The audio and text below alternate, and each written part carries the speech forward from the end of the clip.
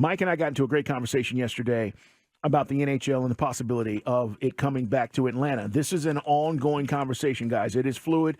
It's not going away, I don't think, anytime soon. And Sean Gentille wrote a great piece in The Athletic about what Chapter 3 could possibly look like. And we welcome him in on the waitforward.com hotline. And, Sean, thank you for joining us today. Your ears must have been burning yesterday because we were talking a lot about this. But I think, the thing that is the first concerning issue about this is where – let's just assume it happened, okay? Where are we putting this arena? Where are we playing these hockey games? Because Mike and I have been going back and forth. North of the city, Forsyth County, are we playing at State Farm Arena? That seems to be one of the biggest issues and hurdles to overcome, even assuming that we get a club.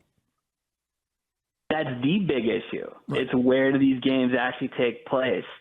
And I think if I had to bet, and this is a bad idea because we all know what happens when you bet on stuff, right, especially when it involves the NHL in Atlanta. I think the games would be played on the North Point Mall site. Like that seems like that's what the leader in the clubhouse is. From people I've talked to down there, people I've talked to around the league, that seems like if it happens, and there's a better chance of it happening now than there certainly was 6 months ago or 6 years ago.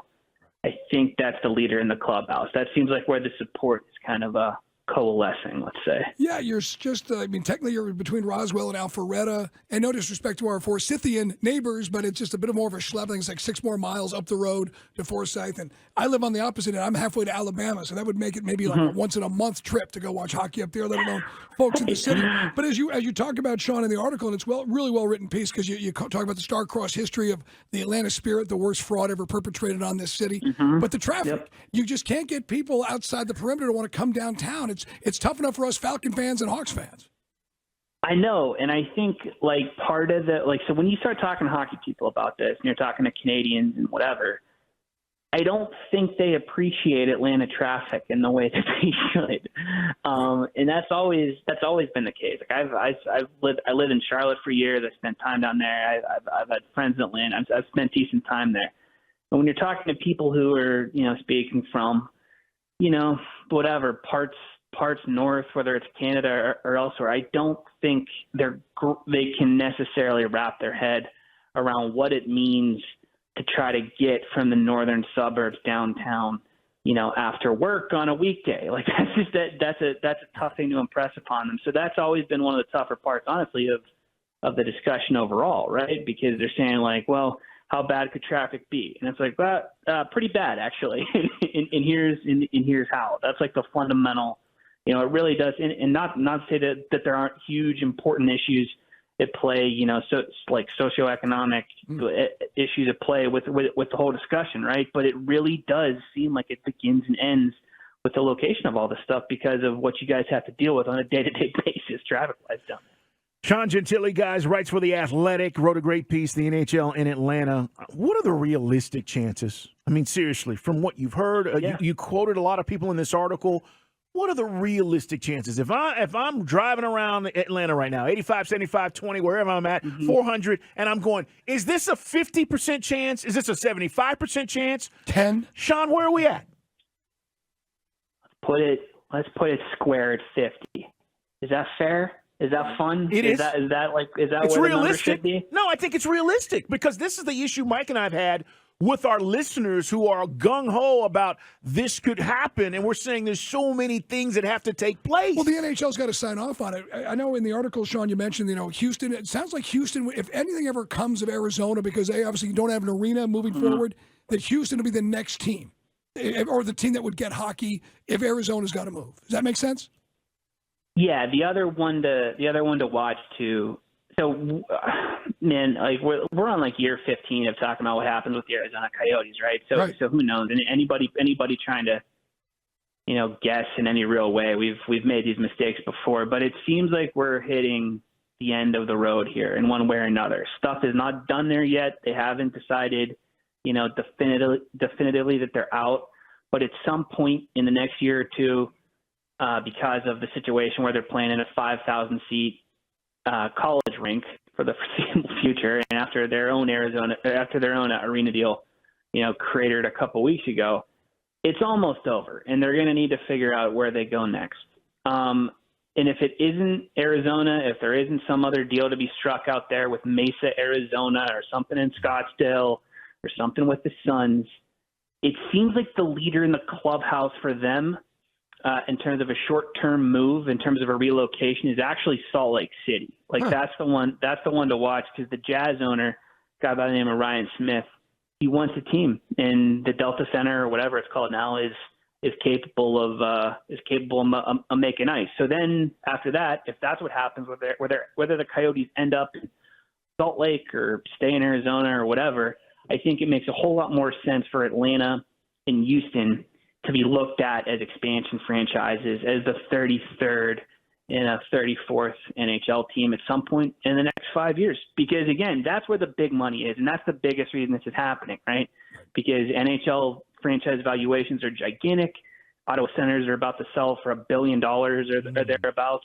So if you can charge, some ownership group in Atlanta or Alpharetta or Houston or wherever, if you can charge each of them $1 billion 5 years from now, let's say, that money goes directly to the owners. Players do not see a cent of that. So that is the single biggest reason to think, and we've seen huge successes in Seattle and Vegas, right? Those teams are good. They're making money. They're for themselves and for everyone else. And so the league and the rest of the teams are looking at these huge southern markets and saying, like, all right, maybe this will work if we do it the right way this time. Yeah, and I know in the article we know we have a car dealership group that is kind of fronting what would be the gathering at South Forsyth. And as you pointed out, maybe Alpharetta splitting the difference is the better location. I don't know what kind of financial resources they have, but you're talking about billions. That's a very select group of people that could put together this kind of deal once the NHL first greenlights the expansion in the first place beyond 32 teams. Right, and I think that's a big part of the reason to think, whether it's in Atlanta or Houston or wherever else, that NHL ownership is in a better spot now than it was, say, in 1999, when Ted Turner could throw $80 million at the league and be like, all right, let me in. It doesn't mean anything to him, right? If nothing else, if that's what it took to get State Farm built, then he was going to take it 100 times out of 100. And once that check's cut, and once he gets the arena built, then it turns into, obviously back then it turned into, a whole other sort of mess. Now, when you're talking about people playing with $600, $700, $1 billion to get in the ownership club, they're naturally going to take it a lot more seriously, right? And you're going to attract a more serious, kind of team owner than you would otherwise. So yeah, it is interesting to see. We all know that Vernon Krause is the businessman, the car dealership guy that's involved with that building on Forsyth. We'll see what happens there, but man, it's a lot more difficult. You need a whole lot more money to own, an NHL team than you did 10, 15, 20 years ago. No doubt. I mean, you put in the article, Ted Turner paid $80 million for an expansion fee for the Thrashers. Right. It sounds like chump change now. Right. When you think back to that amount, that was a lot of money back then, but completely different world now as we talk about the potential of hockey coming back to Atlanta. Sean Gentille joining us here on Sports Radio 92.9 The Game, talking about this as he wrote a great piece again in The Athletic. All right, with all of this said, we talk about the transfer, the expansion situation. What about just from the ground up?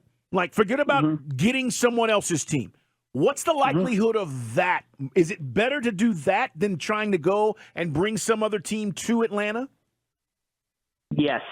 In a word, yes. I think, because the only team that's a threat to move or a possibility to move right now is the Arizona Coyotes, right? I'm not sure if you want anything.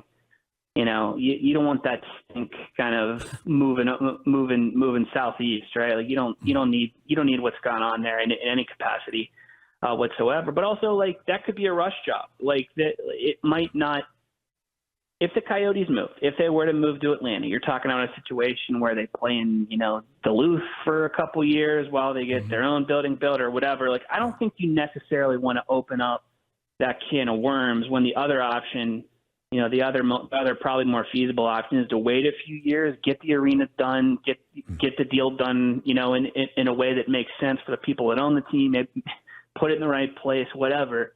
Let this incubate a little bit more, let it cook a little bit more, rather than say, like, all right, we're bringing in the Coyotes, we need them to have a place to play in 2024. let's roll. That seems a little bit aggressive and a little bit unnecessary. So I'd rather build from the ground up, certainly if I were involved there. Sean Gentille, guys, from The Athletic, along with Michael Russo. Great article on the star-crossed history of the Atlanta hockey scene, from the Flames to the Thrashers to what we're trying to get now. One final nugget on this. We do have State Farm Arena. It does have the dimensions for hockey. We are going to have a huge multi-entertainment Atlantic Station-type district right across from the arena eventually. I don't know if wrestlers got any interest in hockey. I mean, anybody who buys a hockey team, to your point, wants to own the arena, cover all, like the Braves have with the Battery. So would the NHL prefer, despite all the traffic issues that you said they don't seem to understand, would they prefer it to be downtown?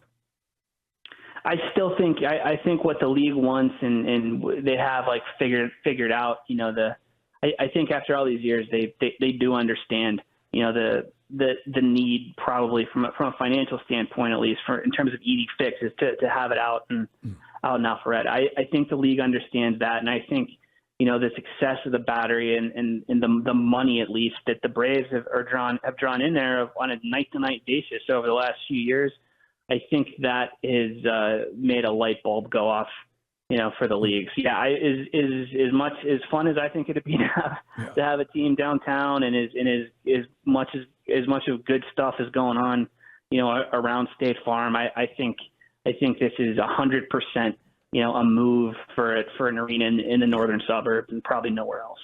Sean, man, we appreciate you stopping by. Great work on this. We'll be reading you and keeping tabs on where this goes as, the rumors continue to be out there. But maybe where there's smoke, there's fire. You said 50%. I buy that. I think it's a 50% chance right now. And if something starts to move forward, we're going to keep you guys updated. Sean, appreciate you joining us. Fellas, I appreciate you having me, and I'd love to come back anytime. Thank you. Good stuff. All right, guys. It's Dukes and Bell at Sports Radio 92.9 The Game.